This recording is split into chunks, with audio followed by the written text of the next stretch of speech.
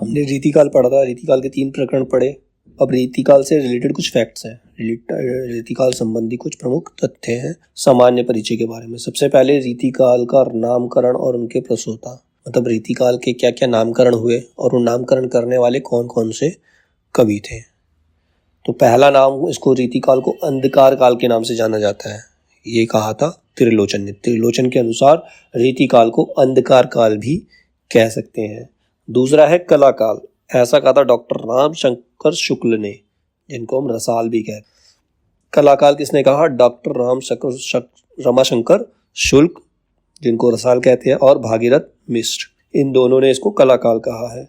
रीतिकाल कहा है doctor George Gierson और आचार्य रामचंद्र शुक्ल ने। आचार्य रामचंद्र शुक्ल और डॉक्टर रमाशंकर शुक्ल दो अलग अलग है। रमाशंकर शुक्ल को हम रसाल भी कहते हैं, रसाल ने इसको कला काल कहा और रामचंद्र शुक्ल ने इसको रीतिकाल कहा। मिश्र बंधु इसको अलंकृत काल कहते हैं, क्योंकि अलंकारों का बहुत ज़्यादा इस्तेमाल किया गया था। और आचार्य विश्वनाथ प्रसाद मिश्र जो है इसे श्रृंगार काल के नाम से संबोधित करते हैं। अब रीति से अभिप्राय क्या है, रीति का मतलब क्या है, तो ये अलग अलग राइटर्स ने अलग अलग बताया। आचार्य रामचंद्र शुक्ल सहित कई महत्वपूर्ण आलोचकों ने रीति का अर्थ स्पष्ट करते हुए अपनी रीति के आशय का अनुकरण करने की प्रवृत्ति को बताया, मतलब उनके हिसाब से रीति है क्या। केशव दास जी कहते हैं, सुमझे वाला बालकन वर्णन पंथ अगाध, मतलब ऐसा बालक जिसको समझाया जा सके, वो रीति है, रीति काल है। चिंतामणि, रीति सुभाषा कवित की बरनत बुद्ध अनुसार। भूषण कहते हैं, सुकविन हूँ की कछु कृपा समुझी कविन को पंथ। मतीराम कहते हैं, शो विद्रब्ध नवोड़ यो बरनत कवि रसिरति। देव कहते हैं, अपनी अपनी रीति के काव्य और कवि की रीति। सोमनाथ कहते हैं, छंद रीति समुझे नहीं बिन पिंगल के ज्ञान। पिंगल का ज्ञान नहीं है तो छंद रीति को समझना मुश्किल है, ऐसा सोमनाथ ने कहा। दूल्हा जो कहते हैं, थोड़े क्रम क्रम से ते कहीं अलंकार की रीति, मतलब कम है लेकिन क्रम क्रम से कहीं कहीं अलंकार है तो वो रीति है। पद्माकर, ताही को रति कहत रस ग्रंथन की रीति। प्रताप शाही कहते हैं, कबित रीति कुछ कहत है व्यंग अर्थ चितलाए। भिखारीदास कहते हैं, काव्य की रीति सीखी सुक्वेन सो। फिर से भिखारीदास ने कहा है, अरि कछु मुक्तक रीति लखी कहत एक उल्लासा। भिखारीदास ने एक और बात कही है, बंदव सुक्वेन के चरण और सुक्वेन के ग्रंथ जाते, कछु और कछु लहे कविताई को पंथ। अब है रीतिकाल के प्रवर्तक और उनके प्रसूता। तो पहले प्रवर्तक थे कृपाराम, इनकी रचना काल है 1541, इनके प्रसूता है आचार्य विश्वनाथ प्रसाद मिश्र। दूसरे प्रवर्तक हैं केशव दास, इनका रचना काल है 1555 से 1617 ईस्वी, और इनके प्रसूता जो है वो है डॉक्टर नगेंद्र। तीसरे हैं चिंतामणि, इनका रचना काल 1643 ईस्वी है, और इनके जो प्रसूता है वो आचार्य रामचंद्र शुक्ल है। अब रीतिकाल के उदय की पृष्ठभूमि, रीतिकाल कैसे उदय हो रहा है, उसकी पृष्ठभूमि क्या है, मतलब इसका इंट्रोडक्शन बता रहे एक तरह से, रीतिकाल कैसे स्टार्ट होता है। रीतिकाल का आरंभ उस युग में हुआ जब राजनीतिक दृष्टि से मुगल सत्ता भारत की केंद्रीय सत्ता के रूप में प्रतिष्ठित थी। मतलब जब मुगलों का शासन था उस समय पर रीतिकाल का आगमन हुआ था, रीतिकाल का जन्म हुआ था।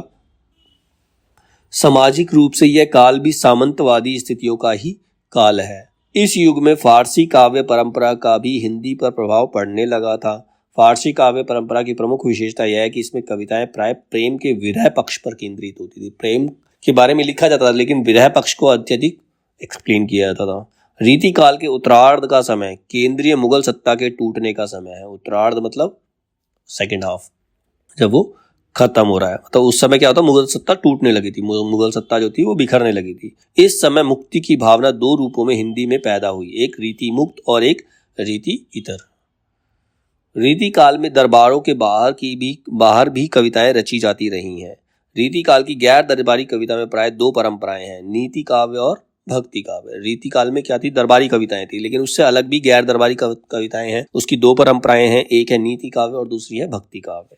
इसके अतिरिक्त इस काल में पहली बार स्वतंत्र रूप से नीति काव्य की परंपरा का विकास हुआ, जिसमें लोक भाषा में लोक जीवन के उदाहरणों के आधार पर नीति काव्य कहे गए। ठीक है, फिर रीतिकालीन काव्य की विशेषताएं। अब इसकी क्या क्या विशेषताएं हैं, इसकी कैरेक्टरिस्टिक क्या क्या है। पहली विशेषता है इसके अंदर काव्य तत्व और आचार्य तत्व का मिश्रण है। काव्य तत्व और आचार्य का मिश्रण है। शास्त्र और रचना में समांतर पार्थक्य रहा है, लेकिन रीतिकाल में शास्त्रीयता और रचनात्मकता का यह समांतर पार्थक्य खत्म हो जाता है।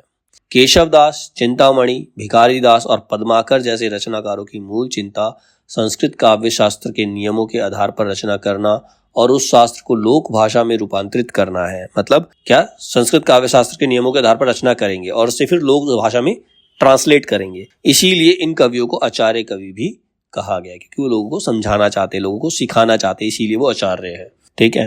अंतर वस्तु के रूप में श्रृंगार का चयन। रीतिकालीन काव्य में क्या था, उसकी अंतर वस्तु श्रृंगार हुआ करती थी, उसमें श्रृंगार का चयन करना। श्रृंगारिकता रीतिकाल की प्रमुख विशेषता है। श्रृंगारिकता की यह चेतना रीतिकाल में सामंती परिवेश और शास्त्र द्वारा समर्थित है। रीतिकाल की श्रृंगारिकता में काम शास्त्र, नायिका भेद और गृहस्थितिक संबंधों की दिनचर्या का फैलाव है। फिर है अलंकारिता के प्रति अत्यधिक सजगता। इसके अंदर अलंकारों का बहुत अच्छी तरह से इस्तेमाल करने पर जोर दिया गया है। रीतिकाल में कविता की अंतर वस्तु की तुलना में उसका रूप महत्वपूर्ण हो गया। रूप का सीधा संबंध अलंकृत से है, इसीलिए कवियों ने अलंकार को कविता की शोभा कारक धर्म के रूप में नहीं, बल्कि उसे चमत्कार और चकाचौंध उत्पन्न करने के लिए अपनाया। फिर है चित्रात्मकता और नाद सौंदर्य। रीतिकाल की चित्रात्मकता को प्राय सभी आलोचकों ने स्वीकारा है। चित्रात्मकता रीति काव्य की अति महत्वपूर्ण विशेषता है। फिर है प्रकृति चित्रण।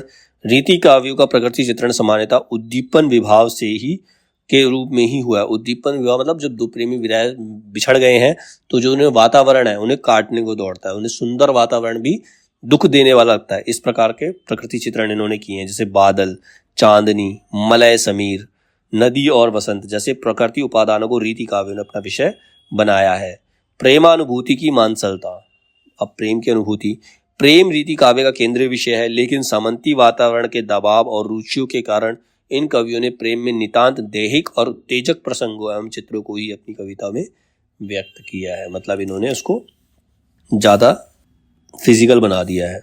श्रृंगार और भक्ति का गठजोड़। इसमें श्रृंगार और भक्ति का गठजोड़, क्योंकि प्रेम कविताओं के अंदर ज्यादातर कृष्ण को लेकर आए हैं, ये राधा कृष्ण के प्रेम के बारे में इन्होंने ज्यादा बोला, तो श्रृंगार और भक्ति का इन्होंने गठजोड़ कर दिया। श्रृंगार रीति काव्य का मुख्य उपजीव्य है, लेकिन उसके साथ साथ इस काल में कवियों ने राधा कृष्ण के बहाने अपनी भक्ति भावना को भी स्थान दिया है। रीति कवि भक्ति भावना को गंभीर, प्रगाढ़ और आंतरिक रूप से अपनाने के समर्थ नहीं हो सका। फिर है वीरता और राज प्रशस्ति का तथा नीति। इसके अंदर राज प्रशस्ति मतलब लोग राजाओं के बारे में ज्यादा है। श्रृंगार चित्रण के अलावा रीति काव्य में कुछ कवियों ने अपने आश्रयदाता की वीरता का भी प्रभावपूर्ण अंकन किया है। भूषण इस वीर गाथात्मक परंपरा के मूर्धन्य कवि हैं, सबसे बड़े कवि हैं। फिर है काव्य संगठन। रीतिकाल की कविता आधुनिक आलोचना की शब्दावली में शुद्ध कलात्मक कविता है, इसीलिए इस कविता में कलात्मक कसाव और अभिव्यक्ति की लाघवता का अपूर्व मेल है। और अन्य विशेषताएं इसके अलावा कुछ और कैरेक्टरिस्टिक्स हैं, वो क्या है? रीतिकाल की सर्वाधिक व्यापक प्रवृत्ति नायिका भेद और श्रृंगार रस का विवेचन है। रीतिकाल में सबसे ज्यादा नायिका भेद और श्रृंगार रस पे कविताएं लिखी गई हैं। रीति काव्य की भाषा में ब्रज भाषा के अतिरिक्त अरबी, फारसी और देशज शब्दों का भी भरपूर इस्तेमाल हुआ है।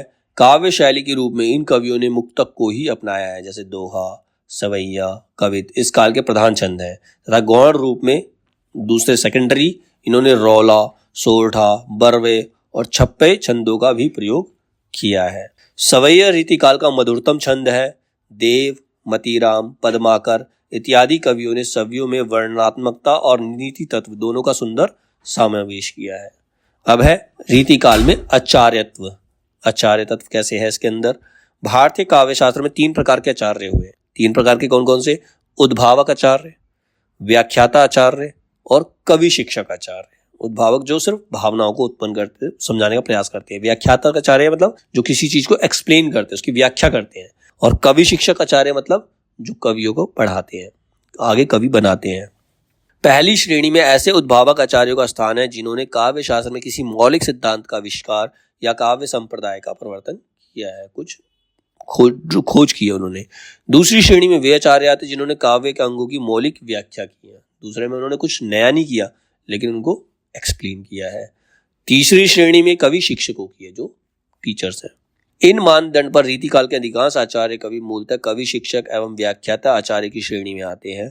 प्रमुख आलोचकों की दृष्टि से रीतिकाल का मूल्यांकन, अब कुछ आलोचक हैं उनके हिसाब से रीतिकाल का मूल्यांकन किस प्रकार है? इस समय आर्थिक दृष्टि से समाज में स्पष्ट रूप से दो श्रेणियां हो गई। एक तो उत्पादक वर्ग, प्रोड्यूसर जो है, जिसमें प्रधान रूप से किसान और किसानी से संबंधित रखने वाली जातियां, जैसे बढ़ई, बढ़ई मतलब कारपेंटर होता है, लोहार, कहार, कहार जो डोली वगैरह उठाते हैं, जुलाहा कपड़े बनाते इत्यादि। और दूसरा वर्ग है भोक्ता, कस्टमर, कंज्यूमर्स, जिसमें राजा आ जाते हैं, रईस, नवाब, वो कुछ काम नहीं करते, वो सिर्फ उनसे उनकी चीजों को भोग करते हैं। ठीक है, तो ऐसा कहना किसका है? हजारी प्रसाद द्विवेदी। ये किसके अनुसार था? हजारी प्रसाद द्विवेदी के अनुसार। बच्चन सिंह कहते हैं रीतिकालीन कवि कविता के सौदागर थे, कविता को बेचना जानते थे। श्याम सुंदर दास कहते हैं राजाओं से पुरस्कार पाने और जनता द्वारा समादृत होने के कारण रीतिकाल की कविता श्रृंगार रसमयी हो गई है और अन्य प्रकार की कविताएं उसके सामने दब सी गई हैं। वहीं राम कुमार वर्मा कहते हैं इस काल को कला काल का नाम देना समीचीन ज्ञात होता है। रीति काव्य और श्रृंगार काव्य के साथ इस काल में इतनी अधिक प्रवृत्तियां और विचारधाराएं और ललित शिल्प की साधनाएं दृष्टिगत होती हैं कि उसमें कला का प्रांजन रूप अनायास ही दृष्टिगत होता है। ठीक है, अब रीति काव्य में मार्कंडेय वाजपेयी ने गुंडेपन और सौहदेपन की हरकत कहा है। मतलब रीति काव्य जो उसमें गुंडेपन, सौहदेपन उन्होंने कहा है। किसने? मार्कंडेय वाजपेयी ने कहा है। अब रीति काल के साहित्य का वर्गीकरण, अब इसका वर्गीकरण कैसे किया गया, अब इसको किस प्रकार से डिवाइड किया है? रीतिकालीन काव्य मेन हेडिंग हो गई, इसको 4 पार्ट में डिवाइड किया। रीतिबद्ध काव्य, रीति सिद्ध काव्य, रीति मुक्त काव्य और रीतित्तर काव्य जो रीति से अलग है। अब रीतित्तर काव्य के भी 3 पार्ट है, वीर काव्य, नीति काव्य, भक्ति काव्य। इसमें रीति काल के काव्य नहीं आते, उससे अलग है ये 3 काव्य। ठीक है, तो पहले 4 पार्ट में डिवाइड किया और चौथे पार्ट को अलग से 3 पार्ट में डिवाइड किया। तो ये रीति काल के साहित्य का वर्गीकरण है, इसको समझना जरूरी है। ठीक है, हो सकता है कि इसमें पूछा जाए कि किस रीति सिद्ध काव्य किसका पार्ट है, तो रीतिकालीन काव्य का पार्ट है, और नीति काव्य पूछेंगे तो रीतित्तर काव्य का पार्ट है वो। ठीक है, लक्षण ग्रंथ एवं लक्ष्य ग्रंथ। अब लक्षण ग्रंथ और लक्ष्य ग्रंथ क्या क्या है? वे ग्रंथ जिसमें रस, छंद, अलंकार आदि काव्यांगों के लक्षण बताए जाते हैं उन्हें लक्षण ग्रंथ कहते हैं। मतलब जिसमें छंद, रस, अलंकार के लक्षण बताए जाए वो लक्षण ग्रंथ है। लक्षण ग्रंथ का उद्देश्य काव्य की शिक्षा देना होता है, उसका उद्देश्य क्या होता है? काव्य की शिक्षा देना। और लक्ष्य ग्रंथ क्या होते हैं? जो काव्य लक्षणों या काव्य सिद्धांतों के अनुसार लिखे जाते हैं वो लक्ष्य ग्रंथ होते हैं। ठीक है, अब रीतिकालीन काव्य के विभाजन संबंधित विवाद। अब इसको जो विभाजन किया है इसमें भी विवाद है, अलग अलग राइटरों को अलग अलग चीज माननी है। आचार्य विश्वनाथ प्रसाद मिश्र ने लक्षण ग्रंथ लिखने वाले कवि आचार्य को रीतिबद्ध और लक्ष्य ग्रंथ लिखने वाले कवियों को रीति सिद्ध कवि कहा है। मतलब जिन्होंने लक्षण ग्रंथ लिखे हैं वो रीतिबद्ध काव्य है और जिन्होंने लक्ष्य ग्रंथ लिखे हैं वो रीति सिद्ध काव्य है। ऐसा किसने कहा है? विश्वनाथ प्रसाद मिश्र ने। ठीक है, डॉक्टर नगेंद्र ने लक्षण ग्रंथ लिखने वाले कवियों को रीतिकार या आचार्य कवि कहा। उनकी दृष्टि से रीतिबद्ध कवि वे हैं जिन्होंने रीति ग्रंथों की रचना ना करके काव्य सिद्धांतों या लक्षणों के अनुरूप काव्य की रचना की। आचार्य विश्वनाथ प्रसाद मिश्र ने जिन कवियों को रीति सिद्ध माना है, डॉक्टर नगेंद्र ने उन्हें रीतिबद्ध कवि कहा है। मतलब विश्वनाथ मिश्र ने रीति सिद्ध किसे कहा था? जिन्होंने लक्ष्य ग्रंथ लिखे थे, लेकिन उनको रीति सिद्ध कवि माना है किसने? रीतिबद्ध कवि माना है डॉक्टर नगेंद्र ने। रीति काल के अध्ययन में सामान्यतः आचार्य विश्वनाथ प्रसाद मिश्र के विभाजन का ही अनुसरण किया जाता है। अब इसके अध्ययन करते हैं तो हम विश्वनाथ प्रसाद के मिश्र के विभाजन का ही अनुसरण करते हैं, उसी को फॉलो करते हैं। तो मेन कौन है? विश्वनाथ प्रसाद मिश्र, जिन्होंने कहा था कि लक्षण ग्रंथ लिखने वाले जो कवि हैं वो रीतिबद्ध कवि हैं